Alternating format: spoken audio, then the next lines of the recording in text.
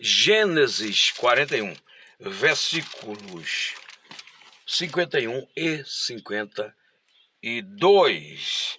José, ao primogênito, chamou de Manassés, pois disse: Deus me fez esquecer de todos os meus trabalhos e de toda a casa de meu pai. Ao segundo, chamou-lhe Efraim, pois disse: Deus me fez próspero na terra da minha aflição.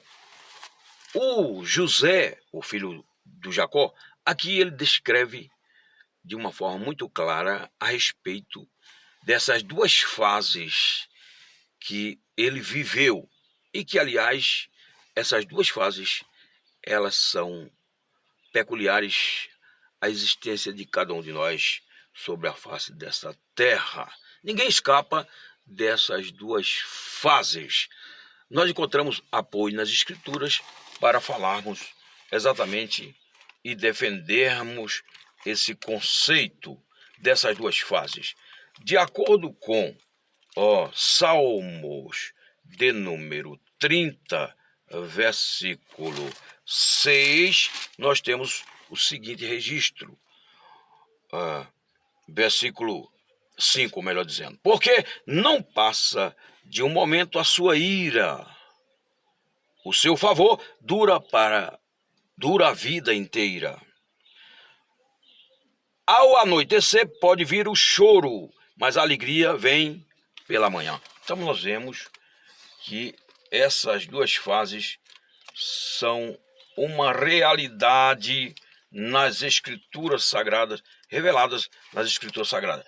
Eclesiastes ainda 7:14 nos informa o seguinte: no dia da prosperidade goza do bem, mas no dia da adversidade considera em que Deus fez tanto este como aquele, para que o homem nada descubra do que há de vir depois dele.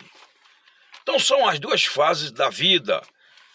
Não temos como fugir dessas duas fases.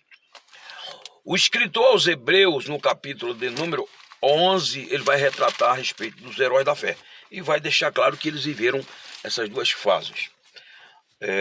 No capítulo 11, versículo 33, ele vai falar da primeira fase.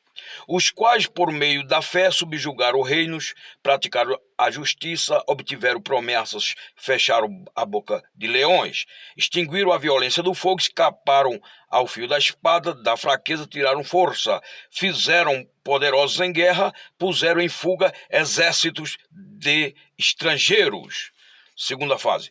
Outros, por sua vez, passaram pela prova de escárnio e de açoite, sim, até de algemas e prisões. Foram apedrejados, provados, cerrados pelo meio, mortos a fio da espada, andaram peregrinos vestidos de pele de ovelhas e de cabras, necessitados, afligidos e maltratados. Então, essas duas fases são uma realidade na vida do homem, os altos e baixos, né, que a vida nos impõe.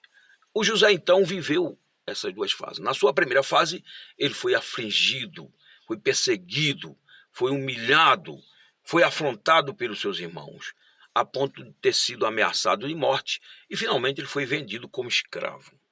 Sua primeira fase. Daí, ele ter tido a ideia de colocar o nome do seu filho mais velho, Manassés, quando ele já estava vivendo, claro, a sua segunda fase agora, né? Quando ele já tivera se casado, etc. Manassés, que quer dizer, Deus me fez esquecer de todas as minhas aflições, de todas as minhas angústias, de todos os trabalhos e da casa do meu pai. Ele esqueceu da própria casa do seu pai. Ele não esqueceu do seu pai, nem dos seus irmãos. Tanto que, quando ele estava ali no Egito, agora como primeiro-ministro, ele permitiu ser reconhecido pelos seus irmãos e perdoou a todos. E abençoou e estendeu a mão a toda a sua família. Então nós vemos que na primeira fase, Manassés, nós vivemos também esta fase de Manassés. Aflições, decepções, humilhações, mas nós precisamos separar as aflições e aqueles que nos afligem. Nós temos que perdoar os que nos afligem, que na maioria das vezes são usados pelo próprio adversário de nossas almas. Alguém disse o seguinte, que por trás de cada pessoa que fere, tem uma pessoa ferida. E nós precisamos perdoar. Jesus nos ensinou a perdoar 70 vezes. 7, quer dizer, não tem limites. Na sua segunda fase, ele vai colocar, então, o nome do seu segundo filho para representar a sua segunda fase. Efraim, que quer dizer, Deus me fez próspero na terra da minha aflição. Quando ele estava no Egito, ele continuou sendo afligido. Ele foi vendido, né, ao oficial do rei do Egito, Potifar. Ali ele foi afligido na casa do seu senhor. Ele foi perseguido pela sua própria senhora, esposa do seu senhor, Potifar. Ele foi caluniado. No entanto, a Bíblia diz que Deus era com ele e ele prosperava. Depois, por conta da calúnia, ele foi parar na prisão, ficou muito tempo lá na prisão, sofrendo.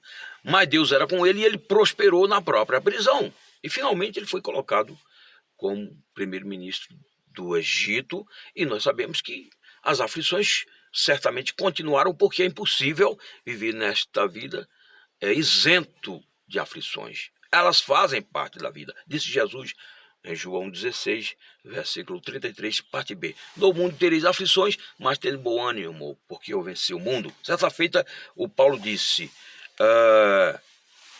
em tudo somos afligidos, porém não desamparados. O salmista diria o seguinte, Deus é o nosso refúgio e fortaleza, socorro bem presente na hora da angústia. Numa outra feita, o Asaf, que também foi um salmista, ele disse o seguinte, tu me guias no teu conselho e me recebes na glória. Muitas vezes as aflições fazem parte do processo de Deus transformador nas nossas vidas, fazem parte do propósito de Deus no sentido de nos tornar mais experientes, mais maduros na sua presença. Mas ele vai nos levar à vitória. Paulo, ainda falando aqui aos Romanos, no capítulo de número 8, versículo 18, nós temos o seguinte registro, 8:18 aos Romanos.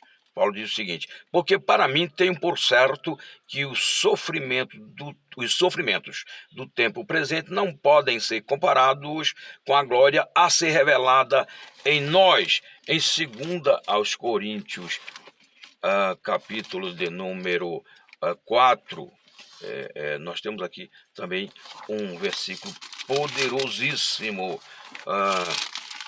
capítulo 4, 2 versículos, 16 e 17. Por isso não desanimemos, pelo contrário, mesmo que o nosso homem exterior se corrompa, contudo, o nosso homem interior se renove dia após dia, porque a nossa leve e momentânea tribulação produz para nós um eterno peso de glória acima de toda comparação. Então, essas duas fases nós vivemos.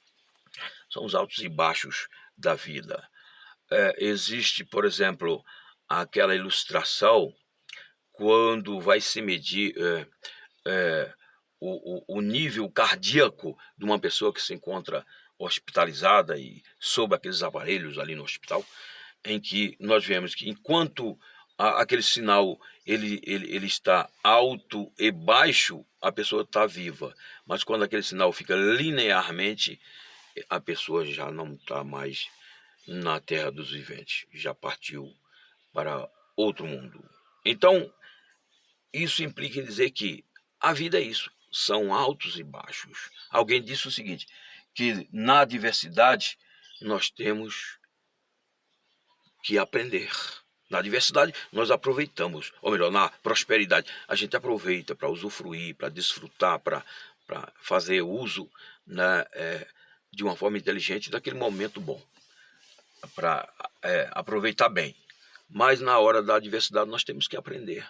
O Paulo, certa feita, disse, eu tenho tido experiência em toda e qualquer situação, tanto de abundância como de escassez. Eu tenho tido experiência de estar sendo honrado, mas também de estar sendo humilhado. Posso todas as coisas naquele que me fortalece. A gente não tem condições de enfrentar essas fases sozinhos, mas com Deus nós podemos enfrentar. Nós não temos condições de enfrentar se estivermos sozinhos. Mas se estivermos na presença de Deus, tudo posso naquele que me fortalece. Então fica aqui essa reflexão. As duas fases da vida retratadas através dos dois filhos de José, Manassés e Efraim. Manassés, Deus me faz esquecer de todas as aflições e da casa do meu pai. Efraim, Deus me faz próspero na terra da minha aflição. Valério Pontes, se inscreve se for importante para você esse conteúdo e vamos juntos evangelizar o mundo. Amém.